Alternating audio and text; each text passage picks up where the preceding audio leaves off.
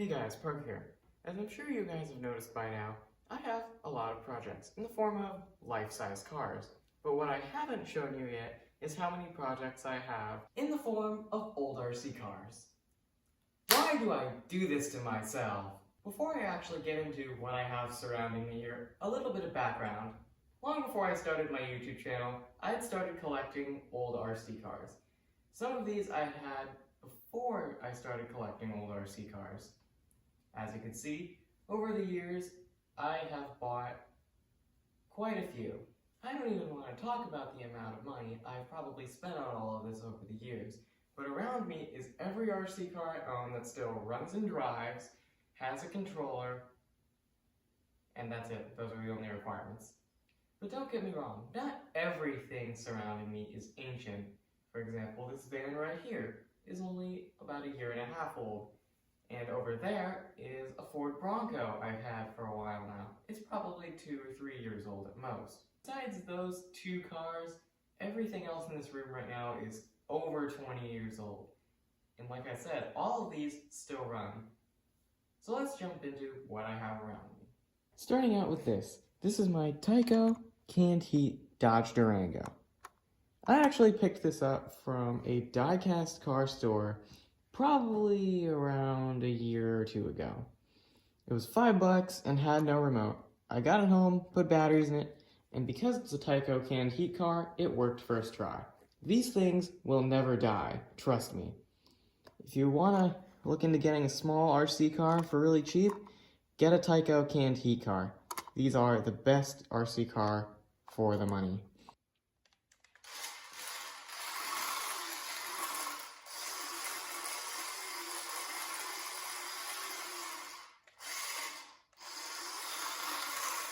Before I go any further, I should probably explain what the Tyco canned heat series was. There would be a plastic base that the car would screw onto.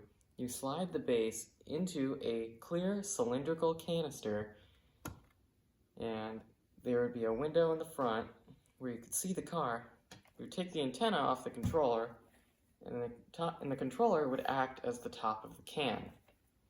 And then there would be a plastic cover to put over the controller so the buttons didn't get dirty. It was a very cool idea, and they sold pretty well. Now, the Durango is the less common version of the canned heat series. I have seen Dodge Rams, and apparently they made a canned heat Jeep Liberty. I've only seen one of those pop up for sale, and it was very expensive. But most of the canned heat series is inexpensive. Like I said earlier, I picked this one up for $5 with no remote, spent like $10 on a remote, and it's been reliable ever since.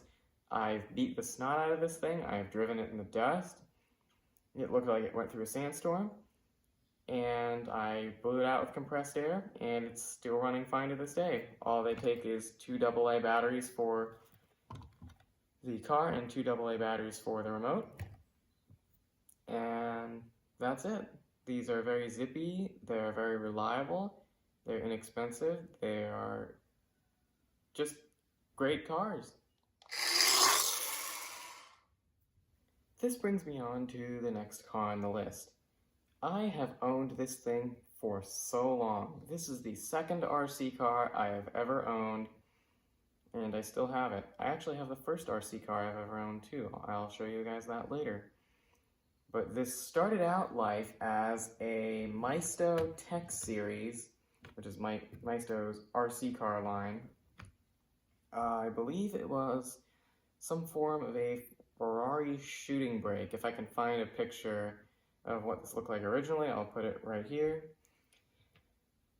But this car, as you can see, is no longer a Ferrari. This is, I believe it was a Revell kit. A snap-tight kit of a Chevy Impala police package, and my dad a long time ago grafted this body onto this frame, and it still runs today. Although it is very worse for wear. This thing probably has the scale equivalent of a bajillion miles on it. It's losing reverse. Actually, it kind of already has lost reverse. And steering is a little tired, but I mean, it still runs and drives. Let's drive this thing, shall we? Alright.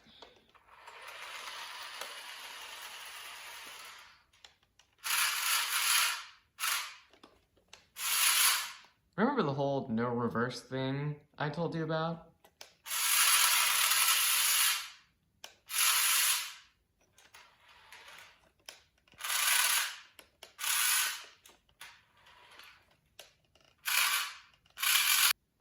Okay, I fixed it. Now let's not drive it directly towards the wall.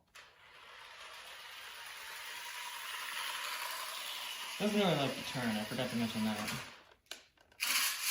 And now I hit the Alante. I don't know exactly how long I've owned this thing. I'm pretty sure I bought it from Toys R Us in around 2013, I want to say. In its Ferrari form. But I think I'm going to keep this thing for a lot longer. This thing is probably well past its service life, but I mean, it's still running, so why shouldn't I keep it? I plan on keeping this thing for a really long time, or at least until it dies, which I don't think is going to be anytime soon, despite all of this. I actually tried to take this thing around my neighborhood once. It was very hilly, and this thing did not like it at all. It actually really did not want to drive uphill. Now we're getting into what is probably the bigger side of my collection, I guess. This is a Nyko Dodge Viper. This is one of the cars in my collection that it will go. No matter what. You turn it on, and it will go. Every time. This is another one of the cars I have beaten the snot out of, driving it in the dust and the dirt. I actually did another video on this car. I will put it I will link it below.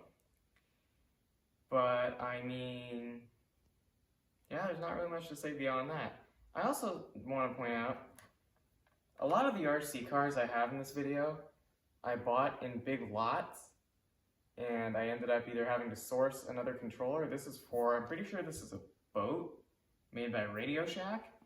But I mean, it's 49 megahertz and it talks to the car correctly, so that's what I use. You can actually see, if you look close enough, remnants of all the dust in the rear wheels. But same thing as the Durango, I took the body off it, blasted it with compressed air, and it was fine. Recently, I actually serviced the transmission. I put a bunch of oil in the transmission, so that's smooth now. I lubed up the steering, so that's happy now. This here, I did break the air dam. I can't remember how, but I did break it. And I still have the piece that I broke off of it. I have tried to fix it once, and I took this car on a drive, and it immediately broke again when I hit a rock in the road or something. So I think I'm just going to leave that off for now. But this is a Nyko Dodge Viper GTS. I think this is 1/16 scale. Something like that. But this has been a very reliable car. 6 AA's is all it takes, and then a 9-volt for the controller. And that's it. It's been a very reliable car to me, despite all it's been through. And in the previous owner did all this to it. It's got many different colors splashed across the front of it from all the things it's hit over the years. I actually don't even know how old this car is. I'm assuming it's around 20, 25 years old maybe. I could be very wrong. But that's it. Let's drive it.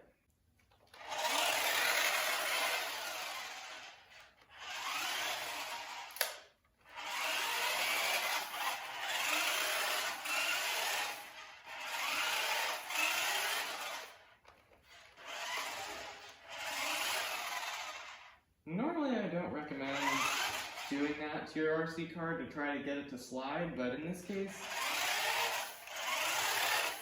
the tires have so little grip anyway, it doesn't really matter.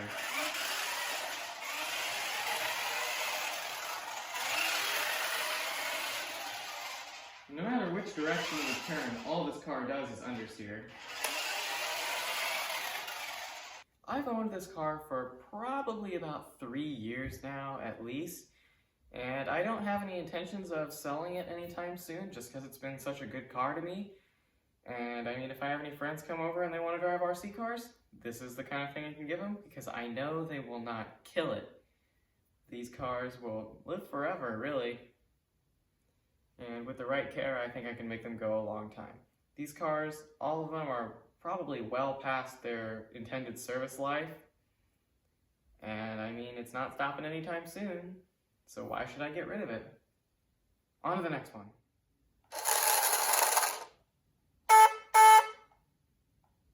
This is by far the car that has the most gimmicks in my collection, and I love it so much for that. This is a New Bright, I'm pretty sure this is a 1985 Pontiac Fiero. It is a remote control car, which means it has a wire between the car and the remote. And it's awesome, I mean, listen to it. It's got a horn, which my pets absolutely hate, don't know why. It's got lights, the tail lights light up, and it's got pop-ups. How can you not love pop-ups? It's so awesome. And I mean, it's got a full interior and everything. How could you not love this car?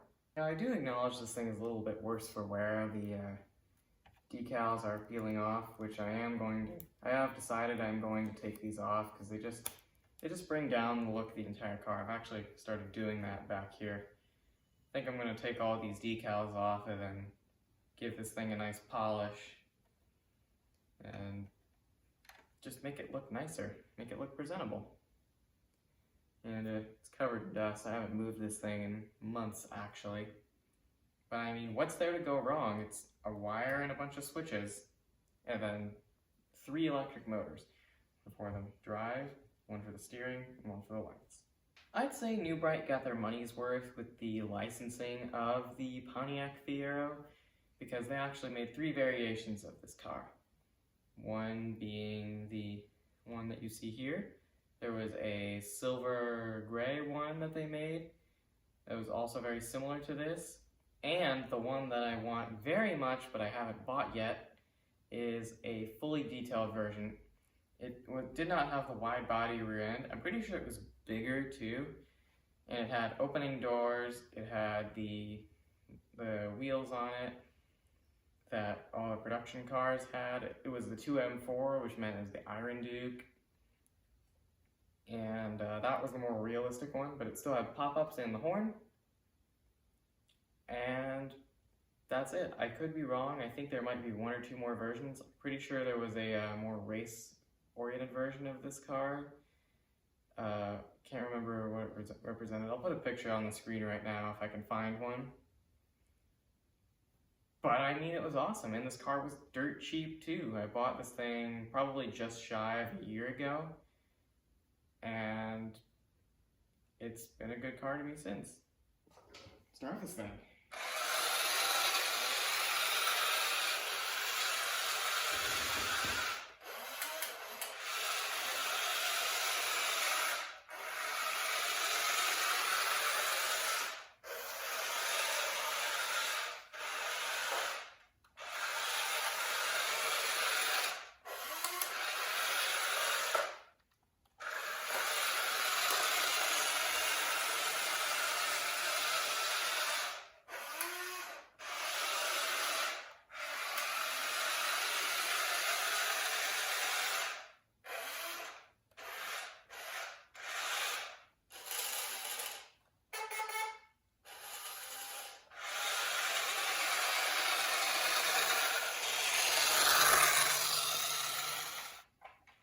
Because this is not the original controller for this car, it's a New Bright controller for a Tyco Chevy Corvette.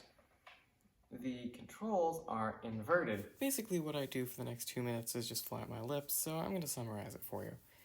What you have to do is, because the controls are inverted and the controller talks a somewhat different language than the car, you have to turn right to go left. Ka-chow. And with the amount of power this car has, that also explains the damage that's all over the front of it.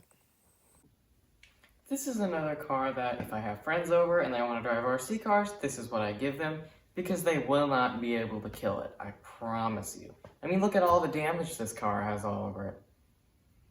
And after they get used to the inverted controls, they will outrun pretty much anything else that's here. This thing is pretty quick. Do I plan on selling it? No. This has been a very good car to me. I have done absolutely nothing to it. I've never even taken the body off.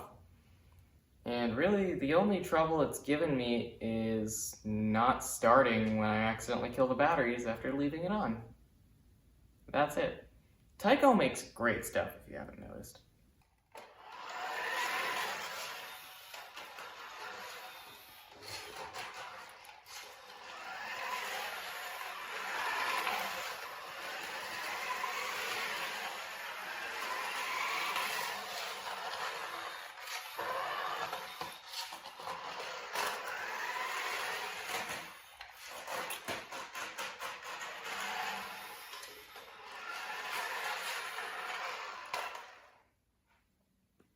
This is the newest thing I have in my collection. This is a WPL D14 RC Drift van, and these things are extremely great value for your money.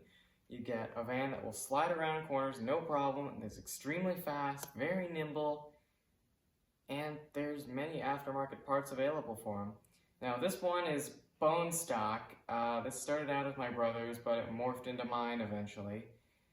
Really the only thing I've done to it is put a Titanic sticker on the back window, which you can't really even see.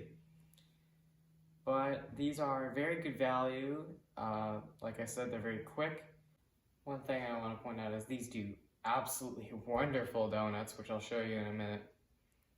And as you drive them more, the better donuts they'll do, because the rear tires will wear out, and then they'll spin all day. Now there are a couple common issues that I know with these. And the main one being the control arms wear out and they fall off the steering knuckle. Tape or Phillips head screw with a washer on it will fix that. I've had to do that on both of my vans. I actually own 3 of these vans. This one is the bone stock version. I've done absolutely nothing to it, like I said. And then I have a white one, which is a very long range version. I think I get almost 10 miles of range with it or something like that, because I put in a humongous battery in it. And then I have my green van, which that's the van I take everywhere. That thing's been to Big Bear with me, and you know, it's just been a great van. Although with all the miles I've put on it, I've had to put in a whole new front suspension kit because it wore out the front. It's a torsion bar, independent front suspension, and with a solid axle in the rear. I actually had to put in a metal rear axle in the green one because I broke the other one doing donuts, and that's all the modifications I've had to do to it. And then the white van, I've had to do really nothing to it. I have had to do the control arm fix on the front because they wore out, and then I have had to repair the differential once because I broke it doing donuts because I don't learn my lesson, and I broke it doing donuts again after I fixed it, which is why it's inoperable right now. It still starts, but it doesn't drive.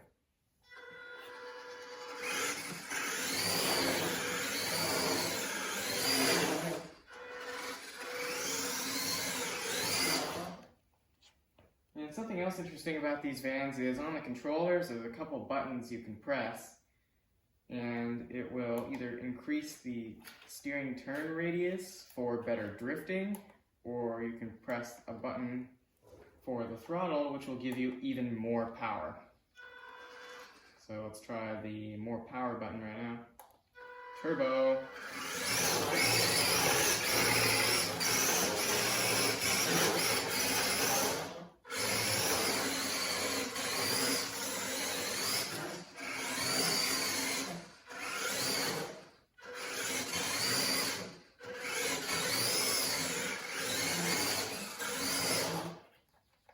Am I going to sell these vans? Absolutely not. These are awesome, and I'm going to keep them till the end of time, or at least till something catastrophic breaks. If the frame in the green van breaks, I am debating putting in a 4-wheel drive frame, which I figure will probably bolt on from one of their 4-wheel drive trucks. That might be a project I do in the future. But other than that, not much to report with these. I will be making a long-form video on my WPL D14 fleet in the future. But that's all for these. you guys can barely even see me.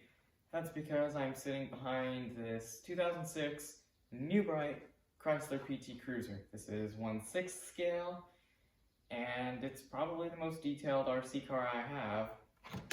And it's got opening doors. The front door is open. Pop that open for you guys. Ooh. Yeah, squeaky. And extremely floppy too. This car actually has a bit of a backstory to it. I bought this from a hobby store in Fullerton, and this was sitting on the bottom shelf of a shelf full of model cars, and I asked how much. I actually can't remember how much I paid for this thing. I think it was 20 bucks, 25 bucks maybe, and I took it home. Now these are pretty rare cars, and the chance of a controller for it popping up on eBay was slim to none. But what do you know, shortly after I bought this car, a controller for it popped up on eBay. And so I bought it and hooked up a 9.6 volt battery, and it actually ran first try. Now it is pretty sluggish just because there's so much of car to move for the little motor back here. But it is extremely detailed. It's got a full interior, front door is open, it's got seat belts, but unfortunately due to the age of the car, the seat belts broke, and I've actually tried taping them in place, and that's gone well, as you can see. The armrest moves on the driver's seat, steering wheel moves, handbrake lever moves, the hood opens, and that's really it. Now I am going to address the elephant in the room with this car, which is it needs bodywork. A lot of bodywork. One of the first things I noticed when I bought this car was something fell on the roof back here and cracked all the plastic up. I actually put plastic wrap and duct tape over it just to stop dust from getting in. And then I actually, at one point, took the front guard off the front of the car. Big mistake, because I ended up running into a piece of wood and cracked up the front fender and the bumper. I replaced the plastic and glued it in, but you can still kind of see there was damage there at some point. And then the running boards are missing, the running boards that had side pipes on them, which look dumb anyway. I'm not too sad about those being gone. And then unfortunately the mirrors that fold in are missing. Also kind of sad about that, because you can't find replacements for them. I'm really not sure how much longer I'm going to keep this car. It's a project that I've kind of lost the ambition to take on, because it needs a lot of Bondo in the roof, and then it needs a lot of other work elsewhere for a car that's really not worth that much, and it's pretty slow, and the odds are stacked against this car. It's debatable how much longer I'm going to keep it. So what do you guys think? Should I keep this thing? Should I fix it? Or should I just get rid of it and get something else? And you can see the ready light flashing on the dash there. Press the unlock button on the remote.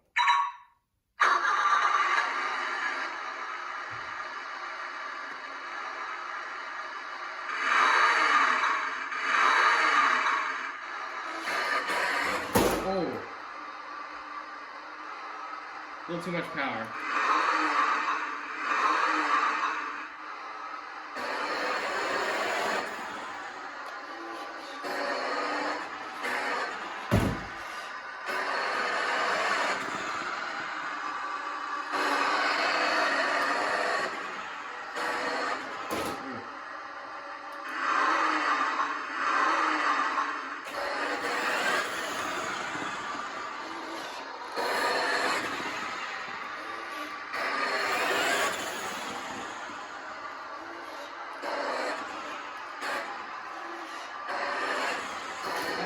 Here.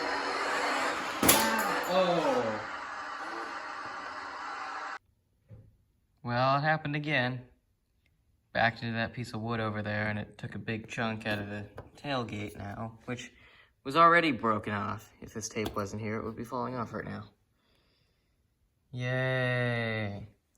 But I'm gonna make excuses owing to the poor build quality of this remote. Look at all that play in that. The remote is also really slow to respond to the car. The car still keeps moving after you let go of the joystick. And wow, look at all that play. Not sure if this is just this remote or if it was like that from the factory, but I have taken that remote apart before and tried to adjust that, so yeah. This is another of one of my cars I've owned for quite a long time now. I bought this in a lot of Radio Shack four-wheel drive trucks, and this one still has what I believe to be its original remote, and it still runs and drives just fine. This is a Radio Shack Wild Ranger, and it's riding on a chassis that Radio Shack used pretty universally. It's got full-time four-wheel drive with high and low gears, and these are actually pretty capable in low gear. In high gear, it's mostly used for flat surfaces. If you're climbing a hill or something, it's not going to do it. And it's got a charge port back here. That's really all the features this thing has. These are very capable trucks, and they're also very reliable. I don't think I've done very much to this thing in the time I've owned it.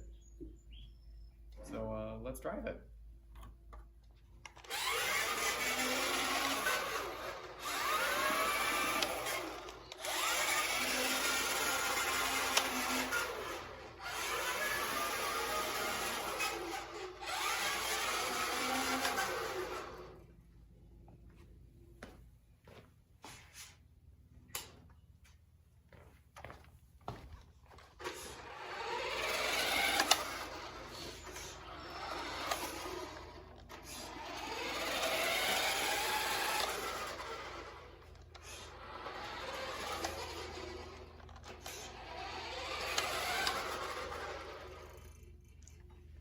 I would also like to point out that the steering only works when you're on the throttle, so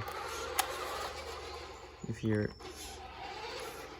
get off the throttle, you won't steer anymore, which is kind of not good if you're, say, going down a hill.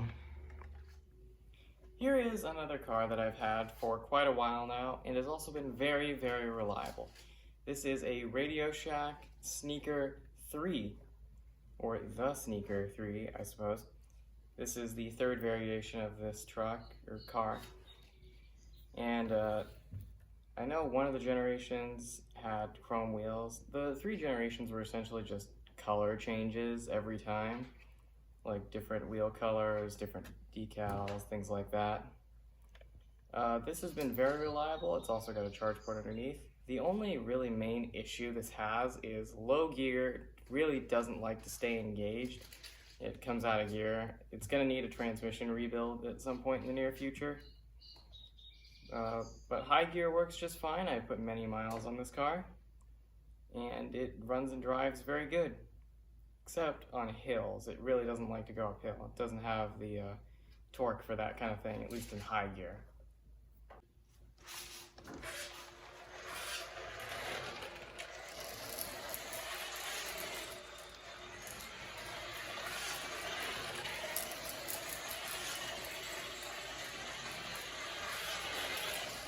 Probably has the tightest turning radius of anything else I have too.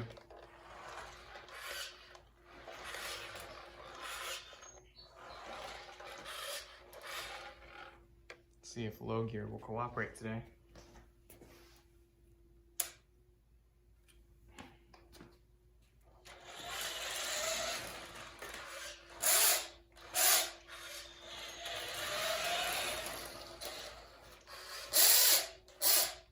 This is the rarest thing I have, and in my opinion, one of the coolest.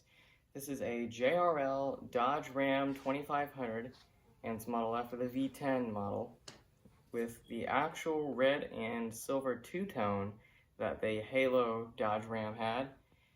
It's got an actual functional bed that you can put things in, and this was basically brand new in the box when I bought it, and it's in mint condition, obviously. It was only driven like once or something like that, according to the previous owner. And it's really great to drive, actually. Plenty of power, and it's great on hills.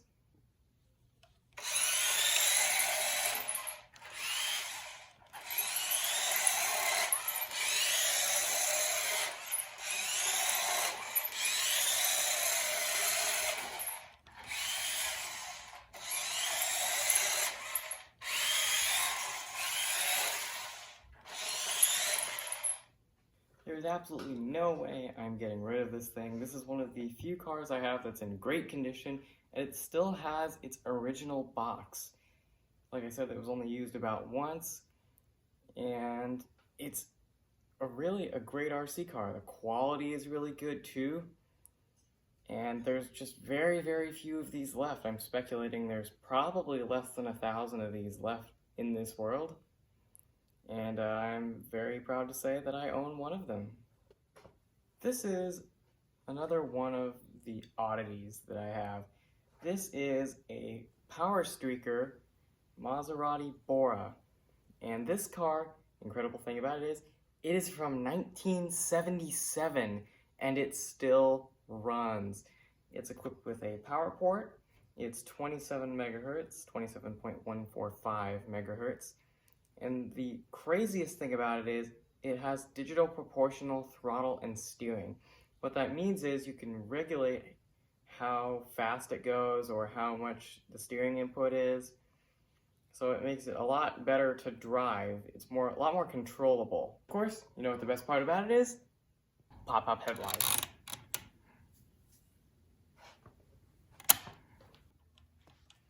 Now, this car does have tendencies to try to run off, so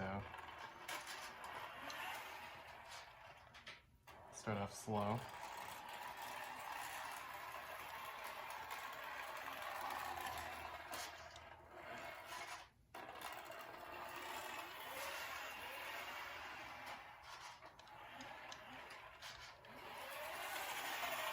It's actually pretty zippy.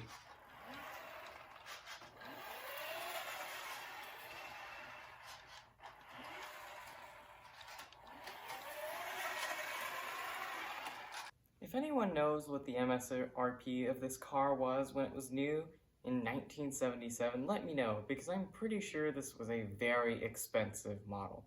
This was pretty much hobby grade for the time, and it was ready to run. Am I going to get rid of this thing? No, absolutely not. This car, while probably past its service life by a lot, still runs and drives great, and I mean, it's so cool. I picked this thing up probably 5 years ago, at least, for, I'm pretty sure I only paid like 25 bucks for this thing off of eBay. And I threw batteries in it and it ran. This is a great car and I'm going to keep it for many years to come. New Bright made remote control cars for a really long time. And this is one, again, from 1985, same year as the Fiero. If this car looks a little bit familiar to you, it's because it was used in a scene of the movie Home Alone. Not this exact car, but a variation of it that still had the detachable target top. Unfortunately, this one is missing because I bought this one secondhand off of eBay. And it is a New Bright remote control Porsche 911 Targa, and it works great. I bought it off eBay, threw some batteries in it, and it's even got headlights. And this was another one of New Bright's many examples of remote control cars. They made remote control cars for a really long time, really longer than they should have, and everyone else was going to radio control. So let's drive this thing.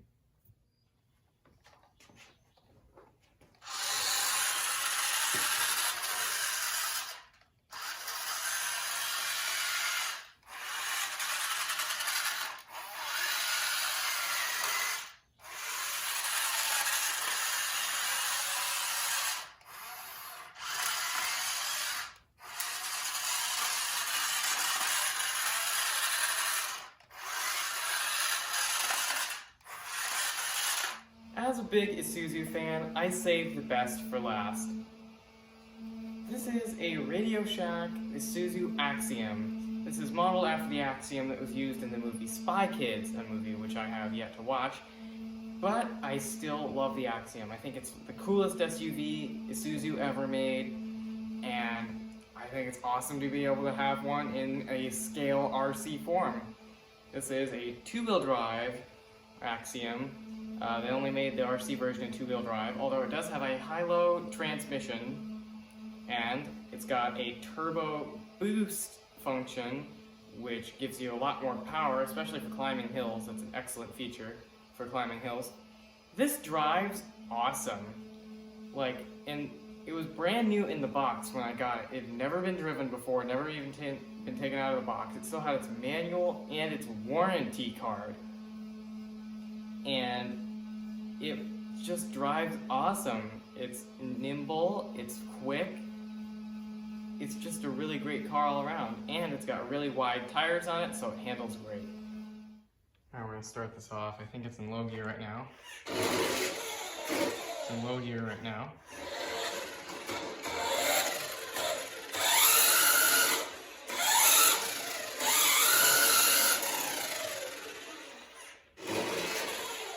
If you kick in the turbo function, it does excellent donuts. Half donuts, I mean.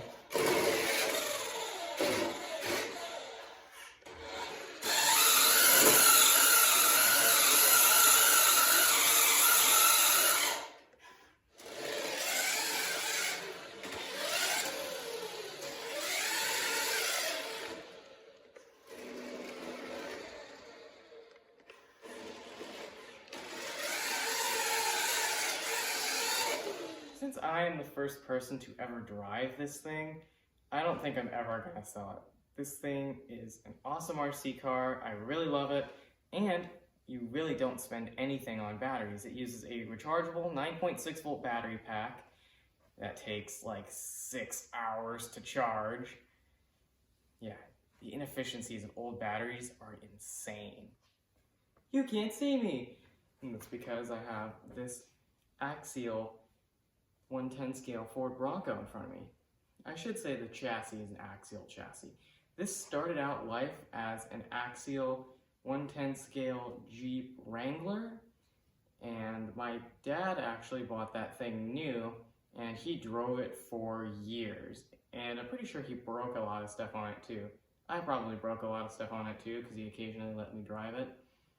And then after a while, he quit driving it, and he decided to turn it into this. Now, I have to say, I have not been kind to this truck. I'm pretty sure I've broken something in the front suspension before. The metal frame has held up very well for how old it is. I think the chassis in this thing is almost 10 years old. If not, it's already turned 10. The body mounts are, yeah, a little iffy in spots. There are some 3D printed parts on this, like the trailing arms. I think I might have broken one of those at one point. And the suspension is so soft. Oh, that's not the suspension, that's the whole body moving. I do need to fix that. But I do have a tow hitch on it too. Now, unfortunately, I can't show you driving this right now, although this has been in a video I made before while on a trip. So I'll link that video below too. And I can't show you it driving because the battery won't charge, and I don't know why. I hooked it up to the charger and it just threw an error at me, and I don't really have any way to diagnose that. So I can't show you it driving today. I will link the video below so you guys can check out a video of this thing driving. It's really cool. It's got lights and all the marker lights, and headlights and tail lights. It's really neat. And that's my RC collection. I'll only show you guys what I have that runs and drives. There's a lot more stuff that I have I need to buy controllers for, or I need to perform some form of maintenance on them. There's an old Sears off-road buggy that I have that is not running at the moment because it's got some electrical gremlin that I need to have diagnosed. And I personally do not have the skill it takes to work on electronics like that, so I need to have a professional look at it. And he hasn't really had the time to do that yet. So there are a few cars I want to add to this collection in the future. For instance, a Radio Shack Red Shaker or some Shinsei models. This is where my phone promptly decided to stop recording after filling up the entire memory. I've since fixed this issue, but I need to do a voiceover for the outro. Thank you guys so much for watching this video. Please like, share, and subscribe to the channel if you're not already subscribed. I do have a bunch of content lined to come out in the near future. We are going to do some more work on the Elante soon. The LTD has been getting a bunch of work done on it in the past few days, so there's going to be another video coming out on that car soon. Thank you very much, and I will see you guys next time.